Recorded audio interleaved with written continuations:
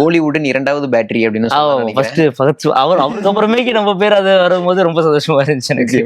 சரி, நீங்க என்ன ரிசப்ஷன் பாத்துட்டு இருக்கீங்க? தியேட்டர் விசிட் போறீங்க, ஆமா, சோசியல் மீடியால உங்களுக்கு நீங்க ரொம்ப பிரபலம் சோசியல் மீடியால, உங்களுக்கு என்னென்ன வாழ்த்துக்கள்லாம் சொல்லிட்டு இருக்காங்க? பிரபலம் இல்ல, என்னோட ஃப்ரெண்ட்ஸ் சர்க்கிள் பெருசு. அதனால அவங்க நாங்க எங்களுக்குள்ளேயே எங்களை மாத்தி மாத்தி எங்களை பாராட்டிப்பாங்க, நாங்க எங்களுக்குள்ளேயே வந்துக்கோம். அது நல்லா இருக்கும்.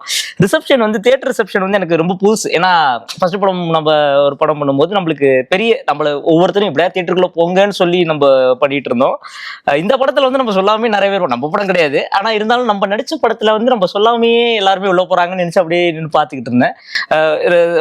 எங்கெல்லாம் ஃபுல் ஷோஸ் இருச்சோ அங்கெல்லாம் போயிட்டு தியேட்டர் ரிலீஸ் ஆனதுக்கு அப்புறமேக்கு போய் அவங்க வெளில வரும்போது அப்படியே தெரியாத மாதிரி நடிப்பேன்.